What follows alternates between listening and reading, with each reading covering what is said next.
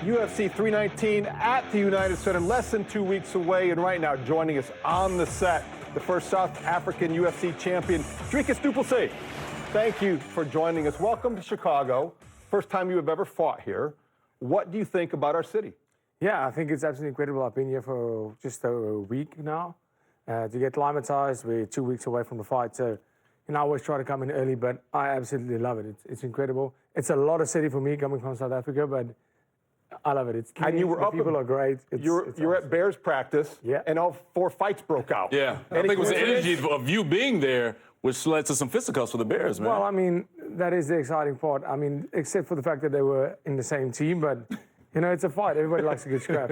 No doubt about that. I'm sure they were trying to audition for maybe post-football career to try and get some tips from you on that one. Okay, this is getting ready to be your third title defense, and your opponent, 𝗵𝗁cie Chimaev, he's a guy that comes into this match 14-0, and when you look at his last fight against Robert Whittaker, used the face crank to get that win, and that's something that you've used previously before in some of your wins as well, so especially against 𝗻𝗔 Adesanya, and I was watching that thing, I'm like, yeah, that definitely looks like it hurts, and I'm sure it makes sense why 𝗻𝗔 Adesanya tapped out. So when it comes to grappling, how do you match up with Chimaev with that? Well, I think the one thing you have to look at in 𝗵𝗁cie, being a grappling wrestling pedigree, especially in the wrestling aspect. So it's not pure grappling, but more of a wrestling style because he's so physically dominant. That's how he goes out and he fights. And if you go look at my fights, I try to do the exact same thing. It's a bully style of fighting, and I think that is the exact way you beat a guy like this. And that's how I'm going to beat him, to go and fight him at his own game, saying, if you want to beat a bully on the yard, come try this out. Yeah, that's at the end of the day, you get the guys that fight him because he has this name, he has this aura, he's unbeaten.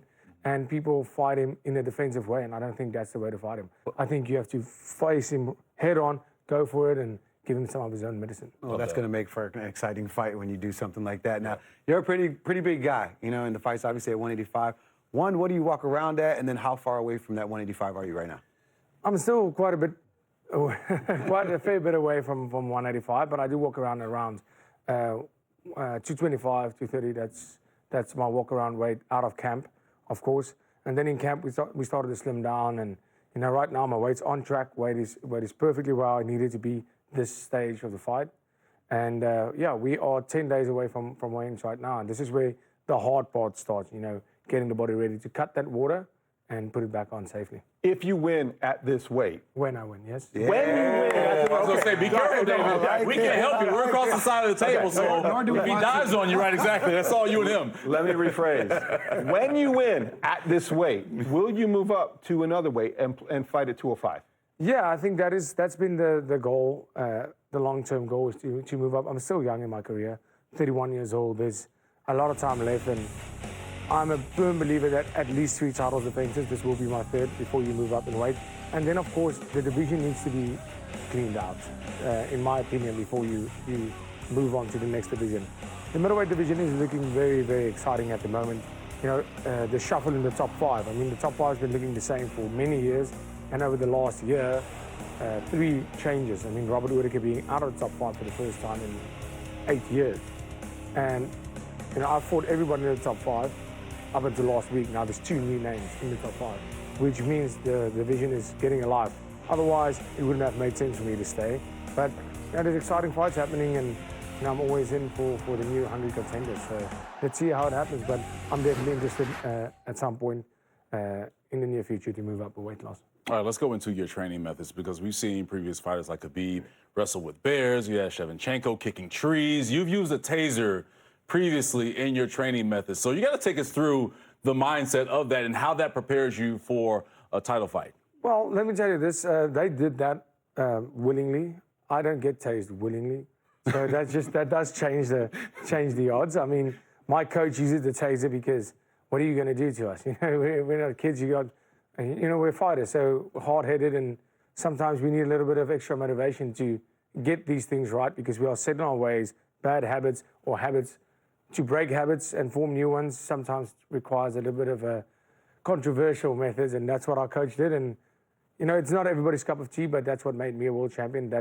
That's what's keeping me at the top, is the fact that we don't get comfortable. We need to improve every day. You need to evolve and grow with the sport, because as soon as you stop growing, you will die. Yeah, speaking of evolution, that's why you've been able to dominate in the UFC, man. It's been very impressive. Thank you. All right, so when you're thinking about, these wins, like the last two against Sean Strickland and Adesanya, as Cam mentioned earlier, I mean, you've won in different ways.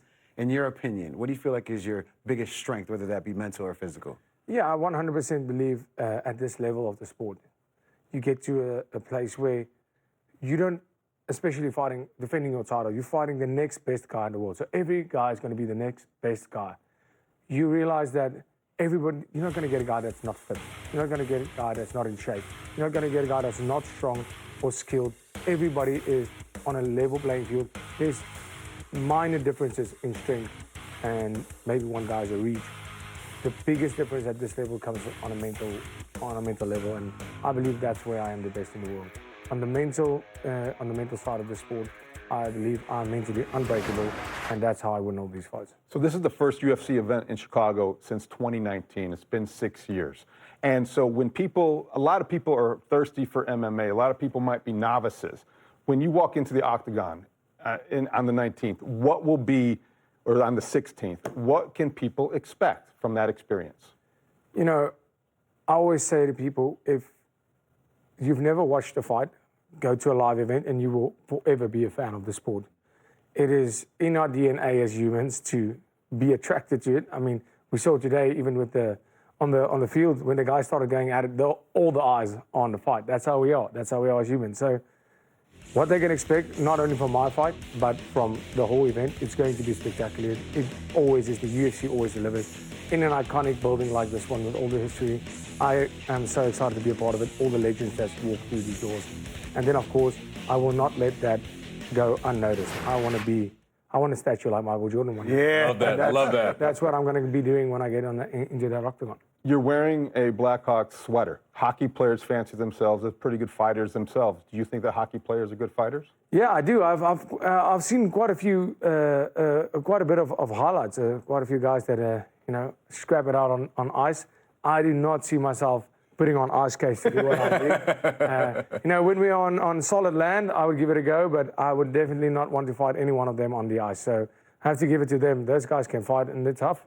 How about a 6'7", 325-pound football player? Like, if it was a Chicago Bear, we talked about the fights that we saw earlier during training camp. How do you think that you would fare? How would you approach that fight against a 6'7", 320-pound guy? That is a very good point. I asked myself exactly that question when I saw them next to that field, and I said, you're going to have to be smart in this one, my friend. You're going to have to use the agility. You're going to have to use the skill. Because strength for strength, you're not winning this. They're wearing helmets, too. Right. They're protected. But I would prefer the helmet because then I can at least grab onto something. You understand what I'm saying? There's no rules. There's no rules in the fight game like that. I can grab that helmet. But then it'd be tough to get the face crank on with the helmet on. That's the thing. So. That's it. No, that's what I said. I was thinking about that, sitting there and looking at those guys. They are behemoths. And I thought to myself, how would I approach this?